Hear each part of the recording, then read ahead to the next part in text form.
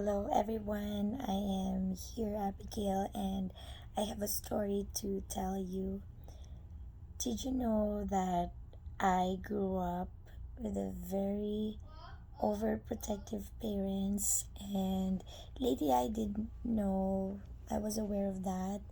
And so I of course I've had a lot of challenges during my past years. I'm gonna be turning 40 years old, and for my whole life, I suffered from extreme low self confidence.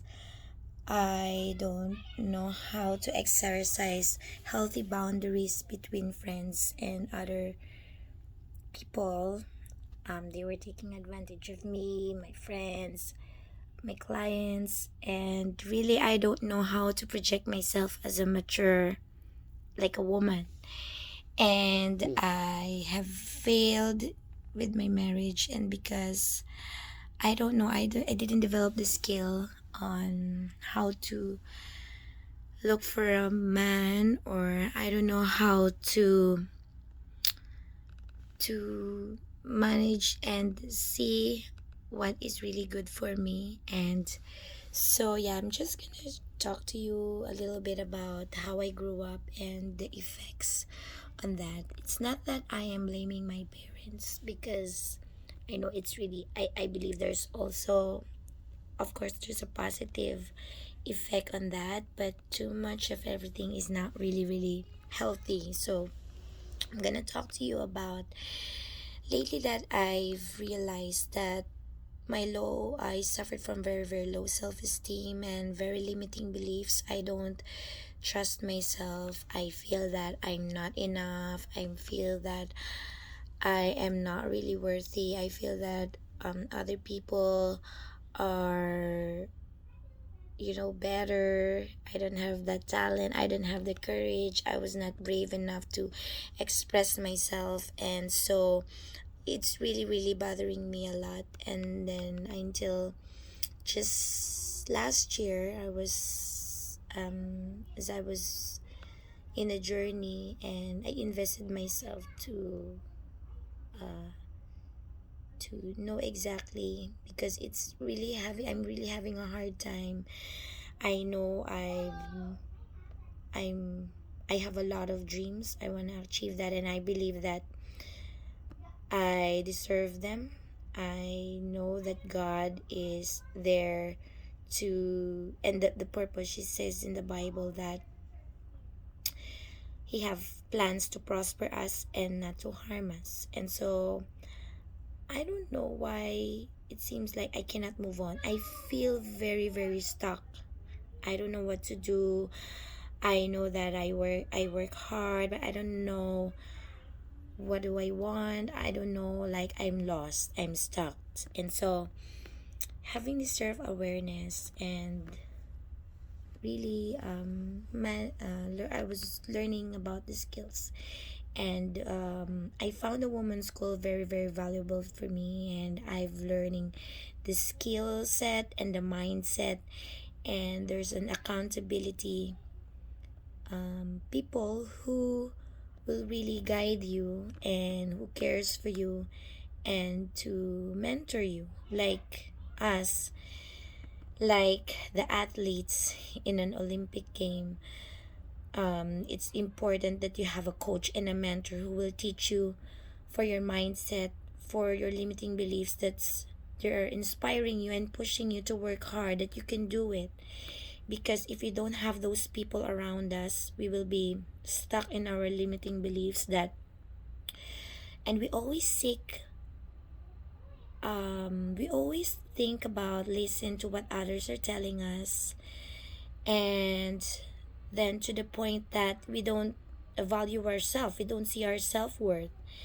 And really, it's really an eye-opening for me, and so I'm just gonna explain to you how how this of being overprotective to your children really affects um the child's when she grows up. And so yes, so it's also called helicopter parenting.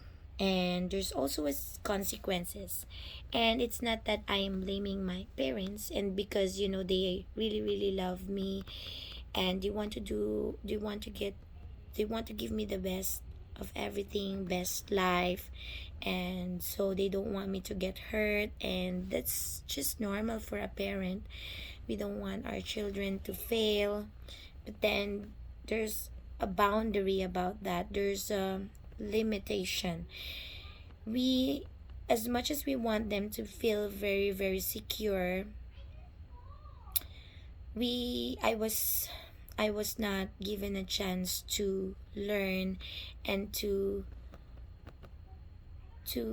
see and yes, to learn others people, and how to differentiate which are good people, which are good influence, and which are bad. And I didn't had developed that skill. So it's like a helicopter. So helicopter parenting, it has also negative effect of in a child's life.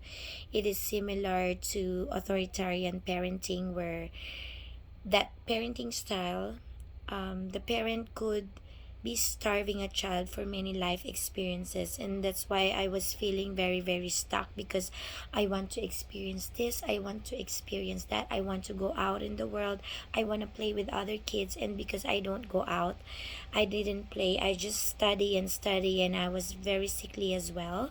So really I didn't really had a chance, I didn't enjoy the life outside the world and having friends. And I'm always stuck, I'm always like I can't, like it's just really really stuck. That's what I was feeling. And so, and I was very very sad.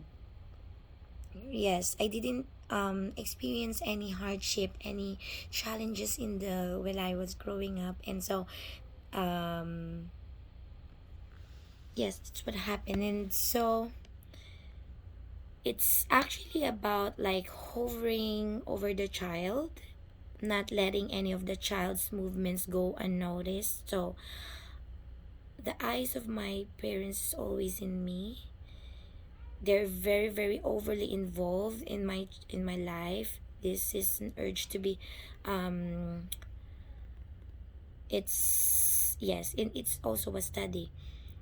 um Also, it's actually, of course, it's understandable for a parent to be concerned about their child, but they should also understand that the importance of boundaries. And a child doesn't remain young forever, and it is developmentally natural for a child to expect personal boundaries around them. And so one of the effects of that when they grow up is to be rebellious, to be really really escape. And but it's good that I didn't really have that mindset, because all I want is just to be free. And so I'm thankful that I'm actually living by myself. And then I had the chance now to learn by myself. And so yeah, that's just my experience. It was very very sad because I didn't. And so I reconnect that with the as I grow up. I am tired of being controlled. I want to have my own decision. I want to test and to learn things by myself. And so um yes, and I want to experience the life of learning my lessons. And I know that failure is a part of life, and children make use of a failure. And my parents were not that flexible to let me experience failures. And they could choose not they could choose to not pave out every step of the child's life. Experiencing failure can brew acceptance in a child. And so yeah, it was just really hard. But now I've got, first I did my healing, forgiveness. And I really talked to my dad, and I told him to not worry about me anymore. Even if he said that I have a children now. Now he's telling me that he is concerned about my child and not me. So yeah, it's just a journey for me, and I've overcome it, and I'm aware. And so I don't wanna, now that I have my own child and I'm a single mom, so I make sure that I don't really, it's an eye opening for me. It's an awareness to not to have to give them the experiences that, and to not to hover, to give them the chance to fail and then to learn. And I'm just here to guide them, but not really to tell them what to do and not to do. So yeah, that's just my sharing. And then thank you so much for listening. Goodbye.